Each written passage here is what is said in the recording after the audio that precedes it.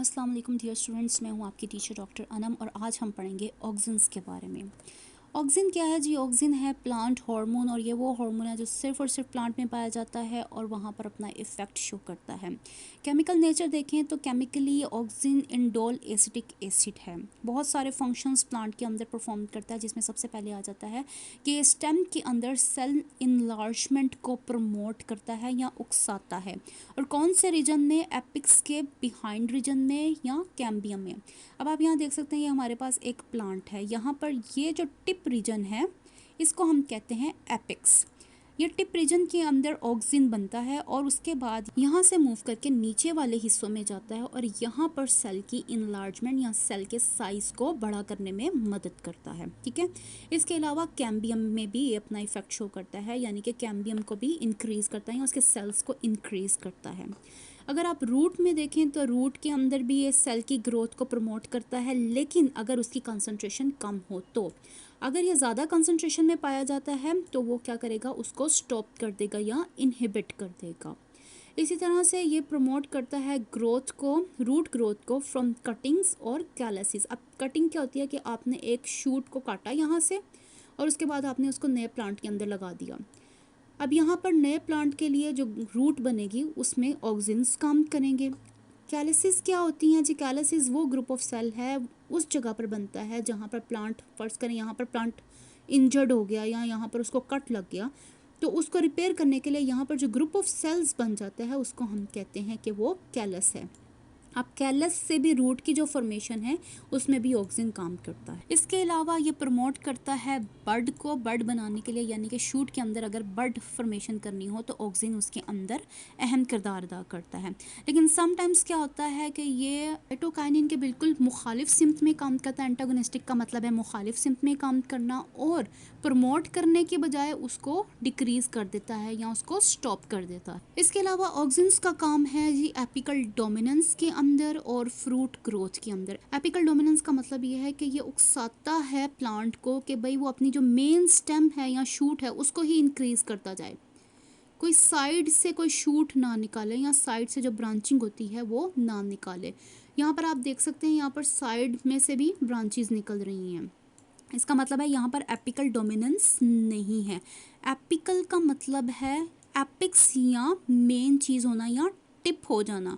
तो उसको क्या करेगा, यहाँ पर आप देखें, यहाँ पर हमारे पास किसी किस्म की सेकेंडरी ब्रांचिंग जो है वो नहीं आ रही है, तो यहाँ शूट ज़्यादा से ज़्यादा बढ़ती जाएगी या इंक्रीज़ होती जाएगी लेंथ में।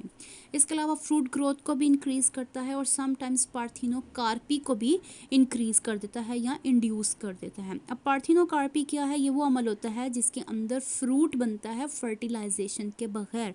फर्टिलाइजेशन क्या है कि फर्टिलाइजेशन में मेल और फीमेल गमीट्स एक दूसरे के साथ फ्यूज़ करते हैं तो हमारे पास एम्ब्रियो आता है और उस एम्ब्रियो से फ्रूट बनता है। लेकिन जब पार्थिनोकार्पी होती है तो ये वाला काम नहीं होता और डायरेक्ट फ्रूट की फॉर्मेशन हो जाती है। नॉर्मली हमारे पास जो पार्थिनोकार्पी से फ्रूट बनता है उसके अंदर सीड नहीं पाया जाता। इसके अलावा ऑक्सिन डिले कर देता है लीफ सेनिसेंस को। सेनिसेंस का मतलब है एजिंग को, यानी कि लीफ को बूढ़ा नहीं होने देता। इसके साथ साथ ये इनहिबिट करता है एब्सिसन को। एब्सिसन का मतलब है सेपरेशन हो जाना या शेडिंग ऑफ प्लांट पार्ट। यहाँ पर आप देख सकते हैं कि हमारे पास लीफ है, यहाँ पर ऑक्सिन बन रहा है तो ये लीफ इस शूट के साथ लगा हुआ है। जैसे ही ऑक्सिन का बनना कम हो गया तो क्या हुआ, कुछ देर के बाद ही वो जो लीफ है वो गिर गया। तो जैसे हम देखते हैं कि ख़िज़ां के मौसम में पत्ते झड़ना शुरू हो जाते हैं, बिल्कुल उसी तरह से जो है वो पत्ता झड़ गया। लेकिन अगर यहाँ पर ऑक्सिन होता तो ये पत्ता कभी भी ना झड़ता। इसके अलावा ऑक्सिन के बहुत सी कमर्शियल एप्लीकेशंस भी हैं, क्योंकि हमारे पास बहुत सारे सिंथेटिक कंपाउंड्स हैं जो कि ऑक्सिन के तौर पर काम करते हैं और ये बहुत सस्ते हैं और बहुत इफ़ेक्टिव हैं। इफ़ेक्टिव क्यों हैं? क्योंकि प्लांट के जो एंजाइम्स हैं वो उनको नहीं तोड़ पाते, तो वो अपना असर ज़्यादा देर तक रखते हैं। इसमें हमारे पास आ जाता है NAA, जिसको हम कहते हैं naphthalene acetic acid, and indole propionic acid. ये क्या करते हैं जी कि स्टिमुलेट करते हैं फ्रूटिंग को, यानी कि फ्रूट बनाते हैं, और पार्थिनोकार्पी करते हैं। इसके अलावा 2,4-D या 2,4-डाइक्लोरोफिनॉक्सी एसिटिक एसिड आ जाता है। ये सेलेक्टिव वीड किलर है। सेलेक्टिव का मतलब है कि तमाम वीड्स को नहीं ख़त्म कर देता, लेकिन सिर्फ जो ब्रॉड लीव्ड वीड्स होती हैं सिर्फ उनको जो है ये ख़त्म कर देगा। अगर इसके साथ और वीड्स पड़ी हों तो उनके ऊपर इफ़ेक्ट नहीं करता। अब वीड क्या होती है जी? वीड वो प्लांट्स होते हैं जो आपको नहीं चाहिए या आप उनको ग्रो नहीं कर रहे हैं, लेकिन वो फिर भी ग्रो होना स्टार्ट हो जाते हैं और उसकी वजह से आपका जो ओरिजिनल प्लांट होता है उसके ऊपर इफ़ेक्ट होता है। तो इस वजह से आपकी कोशिश होती है कि उस प्लांट को वहाँ से निकाल दिया जाए। इसके अलावा 2,4-D जो है वो इनहिबिट करता है स्प्राउटिंग ऑफ पोटैटोज़ की। स्प्राउटिंग का मतलब है कि आपके पास अगर पोटैटो काफ़ी देर तक पड़ा रहे तो आप देखते हैं उसके ऊपर छोटे छोटे से ऐसे बर्ड्स बनना शुरू हो जाते हैं। ये स्प्राउटिंग का अमल है। तो ऑक्सीजन का छिड़काव अगर कर दिया जाए तो ये अमल नहीं होगा। इसके साथ साथ ये इनहिबिट करता है प्री मेच्योर फ्रूट ड्रॉपिंग को, यानी कि अगर फ्रूट अभी पका नहीं है लेकिन फिर भी जो है वो गिर जाता है तो इसके गिरने को जो है वो ऑक्सिन या 2,4-D स्टॉप कर देता है।